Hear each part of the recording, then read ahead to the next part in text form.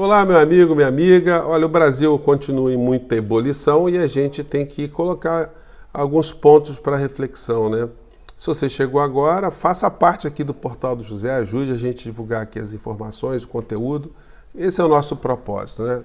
Se você gostar, dê o joia, aquelas coisas todas. Gente, eu começo pelo final, vamos dizer assim.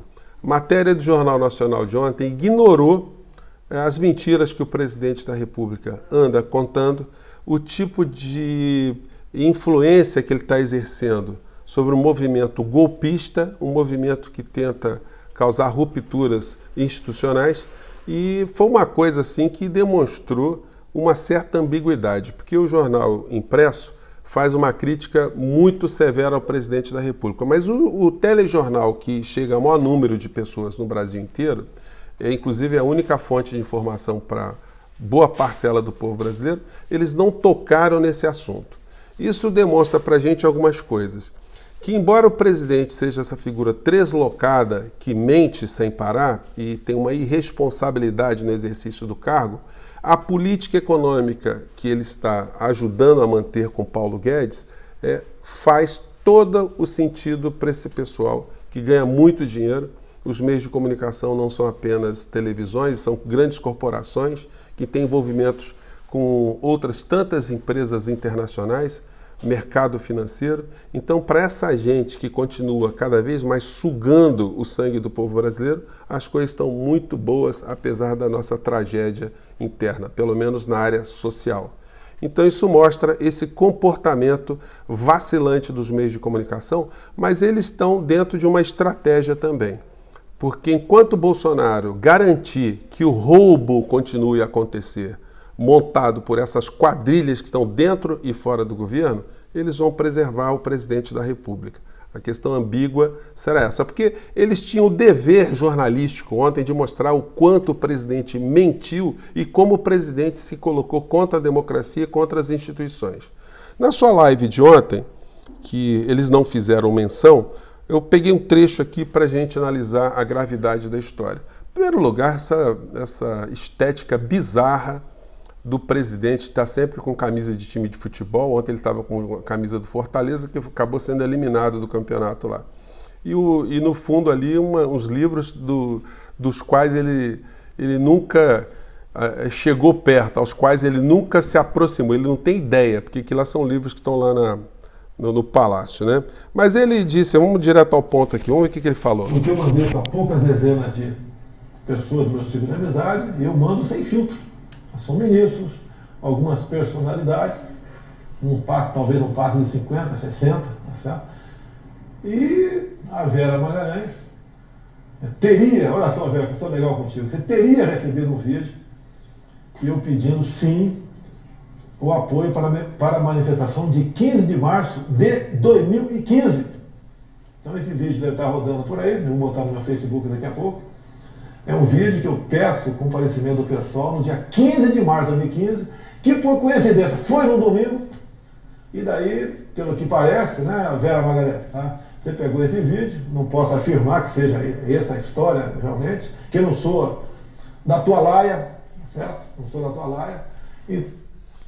Como vocês podem ver, o presidente ele não tem freios quando as pessoas que ele quer criticar ou agredir são do sexo feminino, né? A gente tem um rosário, pensei em um rosário de mulher, já pensei na Maria do Rosário, né? A gente tem as cenas dele, enfim, confrontando jornalistas, confrontou agora, ofendeu a jornalista Patrícia por conta da questão do furo, né, de reportagem, a jornalista Thaís Oyama, lá com o livro que ela fez, chamando aquela japonesa, falou da mulher do Macron. Então, o presidente da República, quando são pessoas mais frágeis, o cacique Raoni, por exemplo, que tem mais de 80 anos, Leonardo DiCaprio, que está longe, ele tem uma postura máscula, viril, né? Mas ele não responde ataques muito duros, como o que eu vi, por exemplo, de Ciro Gomes, que dedicou um vídeo, mas metralhando de uma forma muito contundente o presidente da República e o seu governo. Silêncio total. Ontem eu vi também um vídeo do Alexandre Frota, que foi apoiador de primeira hora, também mas detonando de forma assim absolutamente dura. Falando em dura, o presidente Maduro, lá da Venezuela, também fez ataques duríssimos em certa ocasião, dizendo que quebraria os dentes se tentássemos fazer alguma coisa contra a Venezuela. E simplesmente não apareceu macho, não apareceu viril nenhum para enfrentar esse tipo de situação. E o presidente então atacou a jornalista Vera Magalhães, que é responsável, é uma jornalista conceituada e não ia divulgar um fake news. Ela checou e o presidente mente de uma forma tão descarada que o vídeo contém imagens do ano de 2018. Então ele não pode ter convocado uma manifestação para 2015 com imagens de 2018, a não ser que ele tivesse uma máquina do tempo, ele pudesse fazer esse tipo de situação. Então o presidente mentiu e os meios de comunicação se fizeram de mortos nessa história, exceto alguns cronistas, alguns colunistas e alguns espaços dentro dos meios de comunicação que estão alertando para isso. Sobre essas manifestações, o presidente da República ele se colocou numa situação muito complicada, porque ele vai ter que desautorizar esse tipo de manifestação, já que ele não está endossando. Então ele tem que ir para a televisão, ele tem que ir para as entrevistas. Ele fugiu, inclusive, do cercadinho ali, né? Porque deve ter sido aconselhado, não vai para o cercadinho não, que vai falar besteira.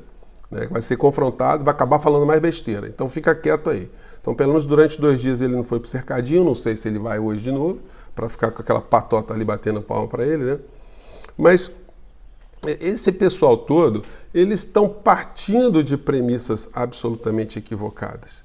Essa manifestação do dia 15, ou o presidente desautoriza, ou então ele estará sendo sócio desse tipo de conspiração contra o Congresso Nacional, cuja base fundamental seria o fato dos deputados e senadores estarem bloqueando o presidente da República e ele não está tendo condição de tocar o orçamento. Isso é uma mentira tão grotesca, tão salafrárica, porque são mentiras que gente de fora do governo e dentro do governo estão reverberando e o presidente está assinando embaixo. Por que é mentira? Porque a causa do Brasil estar nessa anomia é do próprio presidente da República e sua equipe econômica. Por quê?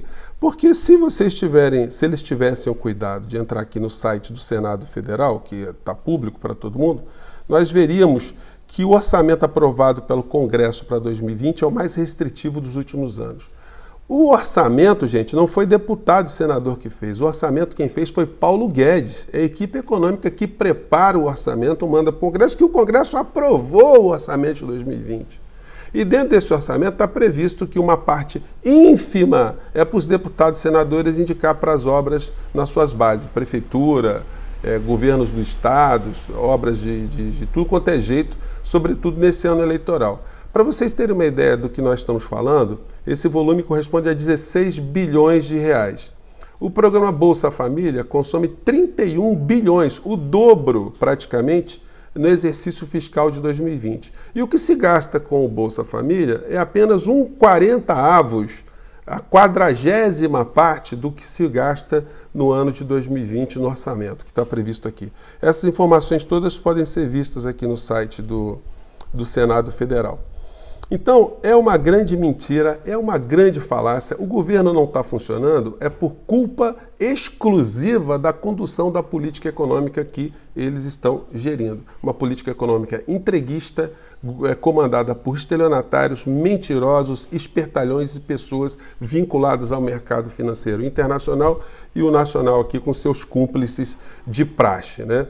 Então, o governo não está tendo condições de evoluir, não é por conta de deputados e senadores nesse particular. Os deputados e senadores, eles cometem crimes, sim, contra o povo brasileiro, sim. Quando aprovaram a reforma da Previdência, que o governo federal mandou, quando aprovaram a reforma trabalhista, que o governo federal mandou, quando estão aprovando todas as medidas de entregas das empresas nacionais da nossa soberania. Nisso eles são responsáveis, mas por ficar cerceando o governo, ficar fazendo tipo de chantagem, isso tudo é uma mentira sórdida para desviar a atenção do povo brasileiro enquanto o saque acontece E esse tipo de tática calhorda, sobretudo, ela tem a função de enganar os apoiadores do governo Bolsonaro, que não estão vendo emprego crescer, a aposentadoria melhorar, os seus comércios funcionarem, suas indústrias se reacenderem e seus profissionais liberais terem mais clientes. E essa tragédia toda precisa de um culpado. E como esse pessoal, por má fé ou por burrice, não vai estudar, não vai entender, eles acham que o problema é do Congresso Nacional. Esse vídeo nosso aqui não é para inocentar totalmente o Congresso, mas para colocar os pingos nos is. Se tem alguém que é responsável pela incompetência do governo Bolsonaro, esse responsável tem nome. É o Bolsonaro e o seu sócio, Paulo Guedes, na entrega da nossa soberania nacional. Gente, eu fico por aqui. Mande seus vídeos e vamos aqui colocar cada vez mais nossos pontos aí para discussão, tá bom? Um grande abraço, até lá, tchau.